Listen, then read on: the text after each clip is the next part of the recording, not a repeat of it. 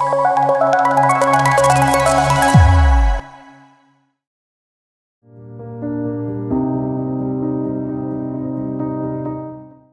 what is Agile methodology and how does it work in project deliver and management as well? So it is kind of an iterative approach. That's the main part over here. So the recent projects that we have, anything that we take will be broken down into pieces and we'll make an iterative approach over that particular project delivery. So any software that you want to build is done incrementally from start of the project instead of delivering it all at once. So you break down the project into separate parts. And then you deliver a part by part by prioritizing which one is the best feature to go on for a release. And then you take the next one. And in this, we break down them into nothing known as user stories. That's the first part that we do in Agile methodology. So any big software that you take, any product or any service or consultant, you first break the products or the implementation of that particular software into user stories. Then you go to the client and then you make them understand that what are the priorities that they want from the client and what should they be expecting out of us from the sprints. And then we continuously deliver those user stories in 2-week cycles or 3-week cycles according to the teams and the product master and the scrum master decisions, and we call them as iterations. So these iterations are the main part where we deliver an incremental software solutions to the client. So that is where the Agile comes in. But in previous cases or before like 10, 20 years, there used to be this waterfall model, which does not give an iterative approach. It's like a big sprint planning where it takes around 1 to 2 years to deliver the first piece of product to the client itself. And when the client is not itself happy, then it makes us like have a bad impression on them, and then that particular methodology is not useful anymore. So now when it comes to Agile, you get it to the client within a specific time period in short cycles, and we get it reviewed and feedback from the client, and we can instantly change the particular model, or we can add some more features that the client wants, and you can delete some of the features that he doesn't want. So it is very flexible with the client and the development team. So that's where this Agile methodology came into picture. So as I told you, what's the first step that happens when you take an Agile methodology with these particular project managers and scrum masters? First, you sit down and make a list with the customers. You understand their requirements and see what is the particular requirement they're mostly needed for the first phase. So for example, if you take an e-commerce project kind of thing, the first requirement would be that how do you set up your particular inventory list? What are the different things that you have to do in that particular e-commerce, whether it's only payment or just viewing, or it's only for specific products?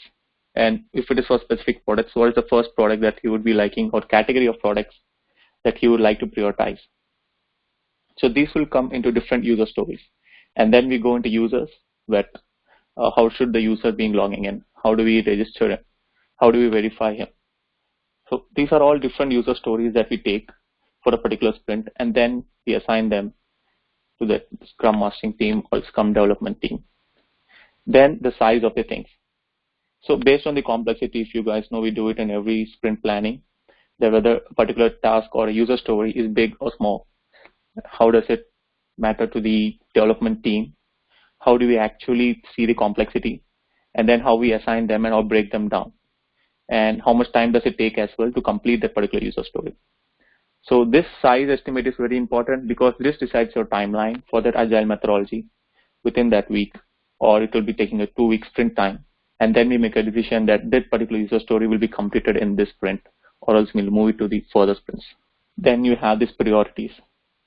So like mostly they always seem to have more than what the time allows. So for example, if any complex user story is being decided to develop in this particular sprint, then if it takes more time, then we give priority to that particular thing. And we ask the customer that, is this the particular user story that you want?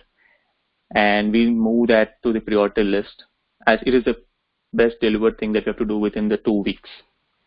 And if the customer doesn't need any particular search functionality or those kind of things in e-commerce, then we will move that to the least priority and we develop them after the further sprints or after the main features have been finished.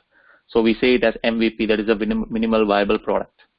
So MVP is nothing but a product that has been there where they can use the basic functionality of the product to test and maintain and see what is happening in the product.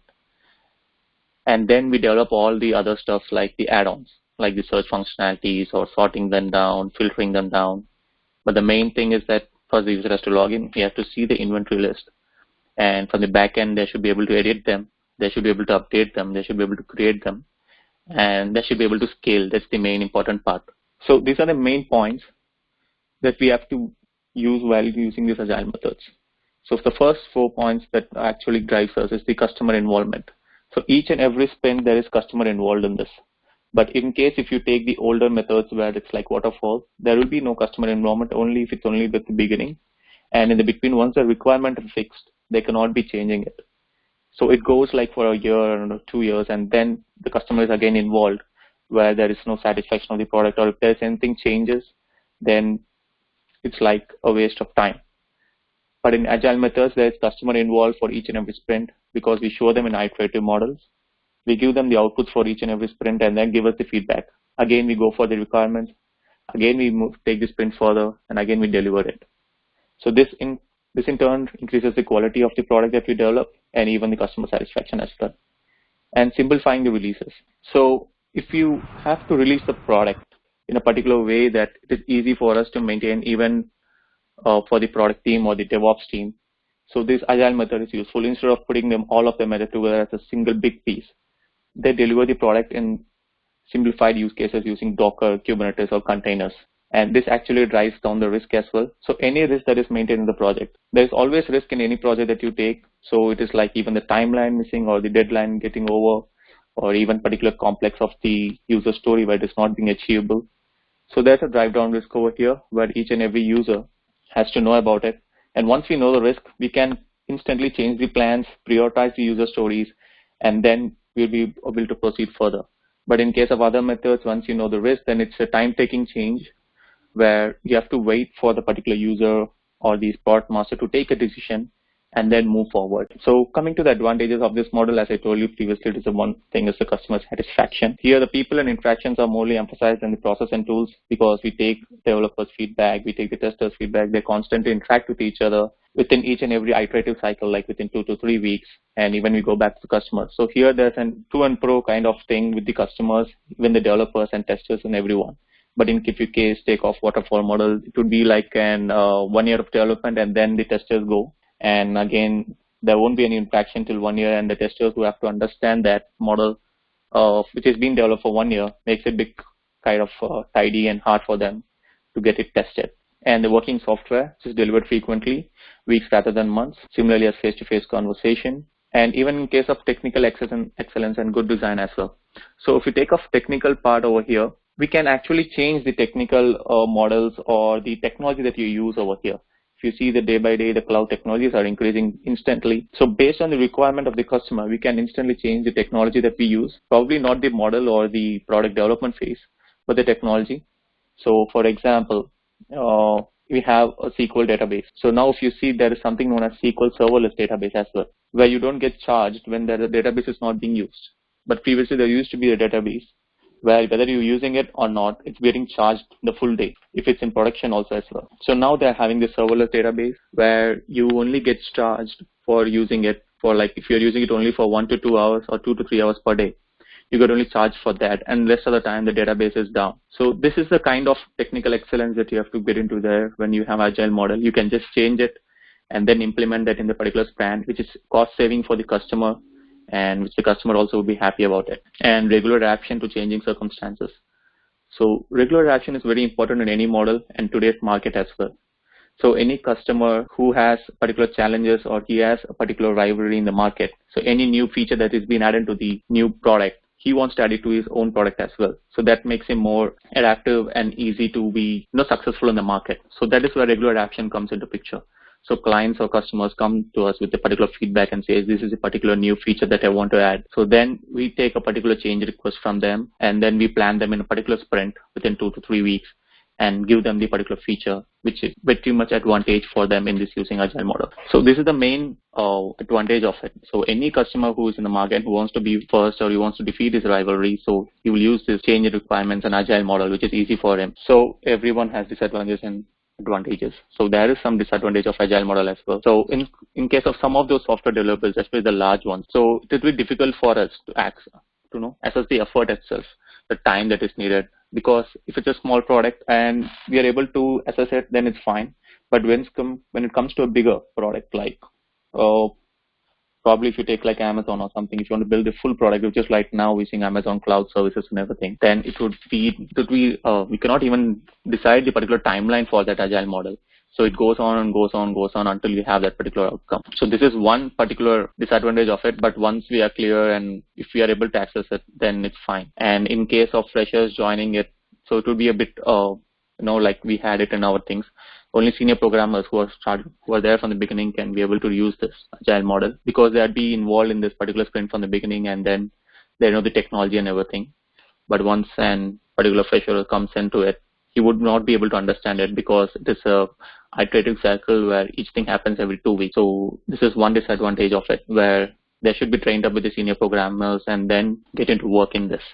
So this is how agile is planned. So first we have the vision, that is nothing but the requirements and everything.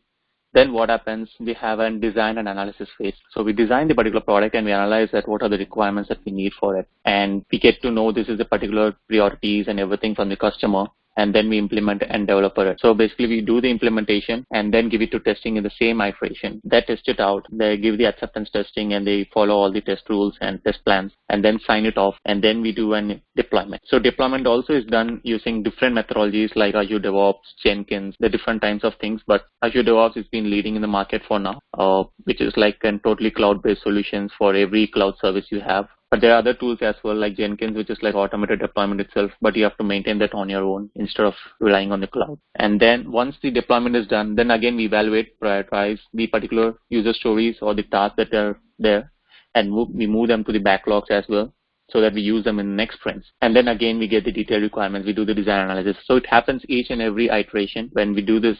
This is known as the agile model totally. But in case of waterfall, if you see, there won't be any iterations at all. It will be a single long run where design analysis takes for like around 3-4 months. Again, implementation and development would be taking around 6 months. And again, after that, testing comes around like 3 to 4 months. And again, it goes to deployment after that. If any changes are required, again, they go through this full cycle, which takes around a year for them to come back.